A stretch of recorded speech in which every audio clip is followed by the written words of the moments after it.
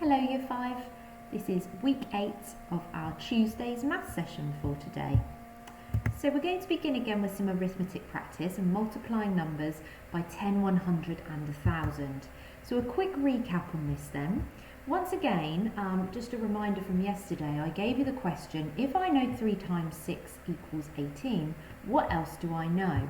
So we thought about the fact that actually we can draw on our knowledge of multiples here of 10 to see that if we've made one of our numbers here that we can see, what we call the multiplicand, you'll see that we've made it 10 times bigger. The answer is also going to be 10 times bigger. So 30 times 6 is equal to 180.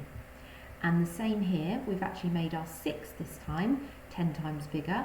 3 times 6 is 180. Again, the answer becomes 10 times bigger because we've obviously made 6 to 60 10 times bigger. But what else do we know?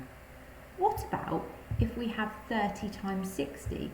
We've actually made both 3 and 6 10 times bigger. So 10 times bigger and 10 times bigger again is actually 100 times bigger. Therefore, if we've made these down here 30 and 60, our answer is going to be 100 times bigger, 1,800. Another example here, if you can see, we've made our 3 100 times bigger to 300. It means our answer is also going to be 100 times bigger. The product of the numbers will be 100 times bigger. So instead of 18, 100 times bigger, 1,800. Remembering our number, when we times by 100, moves 2 places to the left. So today you're going to carry on with some more calculations. You'll notice in there that you will be asked to multiply by numbers possibly that are 100 times bigger from the facts that you know, and just thinking about and reminding yourself of what happens to those numbers. You can always draw yourself out a place value grid if you wish, to show those numbers moving 1 place to the left or 2 places to the left. So if you'd like to pause your video now and have a go at one of these columns. Okay, so here are the answers then, and again you can pause the video here to mark your work. Our main session for today then is, can I solve problems involving fractions, decimals and percentage conversions? We're going to be linking the work that we've been doing on fractions, decimals and percentages to actually units of measure, because often we find in problem solving we are needing to draw on this knowledge of equivalence to help us solve a range of measure problems. So how will you be successful today? Using knowledge of place value, using knowledge of conversions at times, and kind of really thinking about working methodically, ensuring your understanding of the question. So really thinking about those equivalents that will work and that won't work.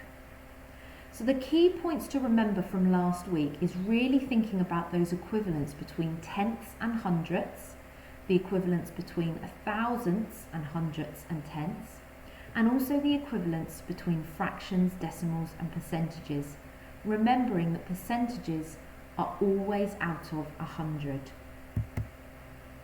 The types of questions you're going to look at today are like this one in front of you now. I've got 3 to model for you before you can get started on your own. So let's read the question. This jug can hold up to 1 litre of water. Straight away in our minds, we might need to be reminding ourselves of how many millilitres there are in a litre. And I'll give you that fact for free today. There are 1,000 millilitres in 1 litre. So let's just record that over there. So we've got that to remind us if we need it. 1,000 millilitres is equal to 1 litre. So we have that there if we need it. Okay, so this jug can hold up to 1 litre of water. The jug is 8/10 full. So 8/10 of 1 litre full, 8/10 of 1,000 millilitres full. It says how many different ways can you record this? So we're looking to find different equivalent ways that you can record this amount. So the first one that I have here, as we're looking at 8/10, I can convert it into a decimal and say I have 8/10 of a litre. Now that I've managed to find the decimal equivalent of 8/10, perhaps as well I might be able to find the hundredth equivalent, and it's 80 out of 100. So 80 hundredths of a litre of the jug is full. Now what that then allows me to think about is, what would this look like as a percentage? Well, it would look like 80%. 80% of a litre. This jug is full. The jug is 80% of a litre full. So now I've got my decimal, another fraction, and my percentage equivalent. There might also be some other ways that I can find other equivalents. Maybe thinking about now in millilitres. Thinking about the fact, and I'm going to remove these at the same time, if you know it's 8/10 full, it's 80 hundredths full, well it's 800 out of 1,000 full. And we know that 1,000 millilitres equals 1 litre. So if out of 1,000, 800 of it is full, it's 800 millilitres full.